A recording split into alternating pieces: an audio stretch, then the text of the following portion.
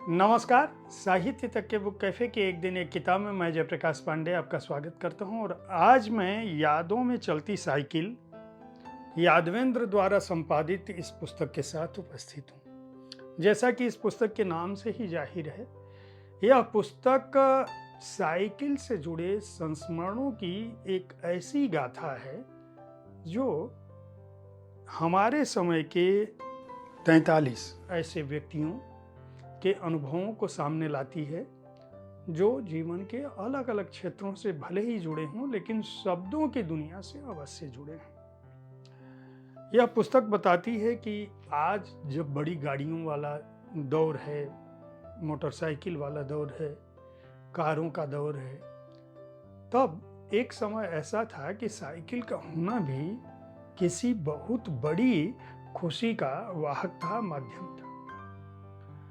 स्थितियां यह थी कि साइकिल मांग कर ले जाना, साइकिल पर सवारी करना, साइकिल पर अपने परिवार के लोगों को ले जाना। हालांकि गांव में आज भी साइकिल दिखती है, शौकिया तौर पर आज भी साइकिल दिखती है, पश्चिमी देशों में आज भी साइकिल दिखती है, लेकिन हमारे महानगरों में जिस तरह से साइकिल को दिखना चाहिए वह इसलिए भी नहीं दिखती है क्योंकि दुर्घटनाओं का जिस तरह का संजाल भारतीय सड़कों पर है, उसके चलते साइकिल की सवारी खतरे से खाली नहीं है। लेकिन ये जो पुस्तक है जिसको यादवेंद्र ने संपादित किया है, उन्होंने दरअसल अपनी बात लिखी है कि बीते साल मई जून की बात है, वो सुबह साइकिल लेकर जल्दी निकल गए और वहाँ रास्ते में उनके साथ कुछ घटनाएं घटित हुई। टकराती बची, गिरती बची, कोई लड़की पीछे से आई, बाइक वाला आया और उसके बाद उनको लगा कि ये साइकिल से जुड़े जो अनुभव हैं, किसी ने उनको तंज कसा कि बिहारी हो क्या, बिहारी होकर भी साइकिल चलानी नहीं आती, इस तरह से तरह तरह की बातें। उस घटना के बाद उनको लगा कि मैं जो अपनी दास्तान उन्होंने साझा किया उस अनुभव को, उसके बाद उनके दिमाग में आया कि क्यों न अलग अलग लोगों से उनके अनुभवों को संजोया जाए और इस तरह से उन्होंने 38 लोगों को लिया। जो 38 लोग इस पुस्तक में शामिल हैं उनमें अनुराधा सिंह, अरुण जी, अरुण दीक्षित, आशुतोष दुबे, ओम प्रकाश साहू, अंचित, उत्कर्ष, उदय कुमार, मुकुल, कुशाग्र राजेंद्र, गिरीश शर्मा, गोविंद सेन, चंद्र, चंद्रेश, देवेश पथसारिया, दिनेश चारण, नीलकमल, पराग मांदले, पुष्पेंद्र, प्रगति टिपड़ीस, प्रदीप कुमार, प्रेम कुमार मणि, बंसीलाल परमार, भानु बंगवाल, महेंद्र, मोहन सगोरिया, रमाकांत दीक्षित, रश्मि शर्मा, राजू बाविस्कर, रंजना मिश्र, लीलाधर मंडलोई, विजय कुमार, विनय सौरभ, विनीता परमार, विष्णु सरकार, शिवमूर्ति, शिवानंद तिवारी, स्वाति कुलाश्री, सीमा शफक, सुरेश हंस, सौमित्र, हरिनाथ मिश्र और श्रीकांत। इनके लेख और अनुभव शामिल हैं।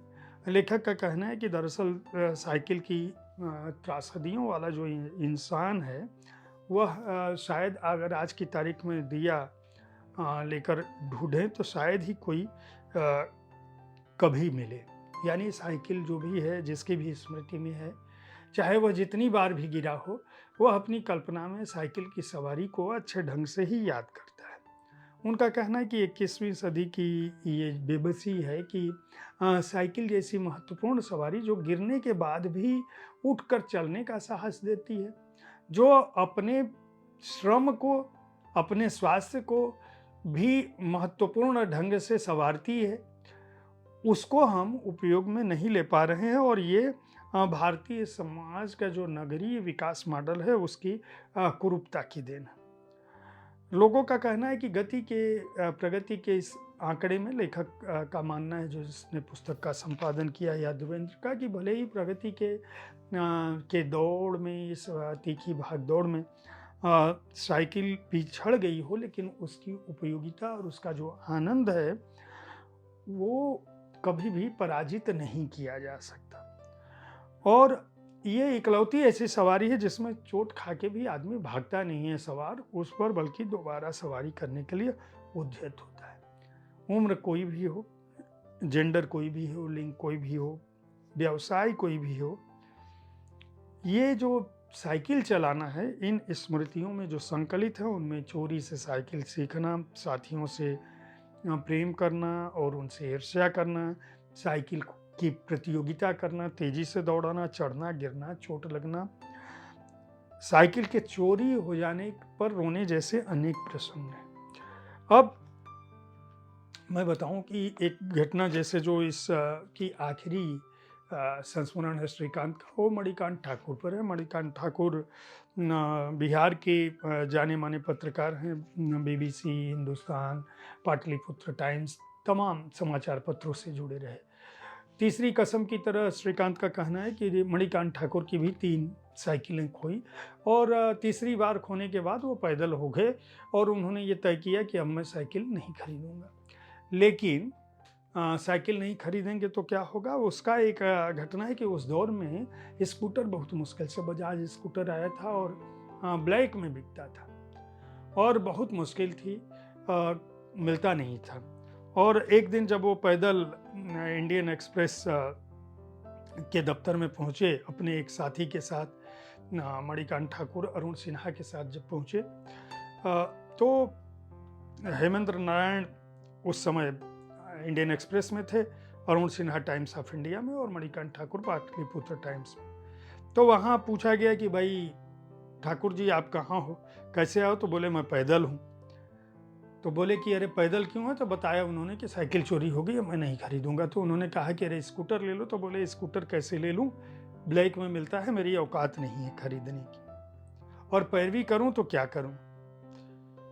उनको अरुण सिन्हा ने बोल के चिट्ठी लिखवा दी और वो चिट्ठी जो है राहुल बजाज के नाम से चिट्ठी डाल दी गई। बाद का किस्सा ये है कि एक दिन बजाज कंपनी का जो GM है पटना का, वो पाटलिपुत्र टाइम्स के दफ्तर आया और बोला कि MD की ओर से, MD कोटे से आपको स्कूटर आया है, आप चल के ले लीजिए।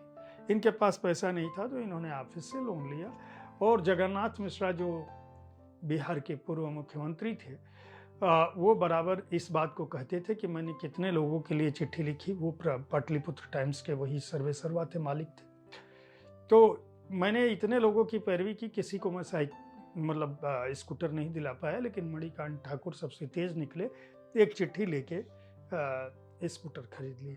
तो ये यादों में चलती साइकिल जो है इसी तरह की अनूठी घटनाओं का संग्रह है, संकलन है। यादवेंद्र 1957 में बिहार में पैदा हुए। इंजीनियरिंग की पढ़ाई करने के बाद 38 साल से अधिक समय तक उन्होंने वैज्ञानिक शोध कार्य में बिताया। बहुत सारी पत्र पत्रिकाओं में लिखते हैं और साहित्यिक सांस्कृतिक क्रियाकलापों में उनकी विशेष रुचि है। 9 किताबें उनकी प्रकाशित हो चुकी हैं।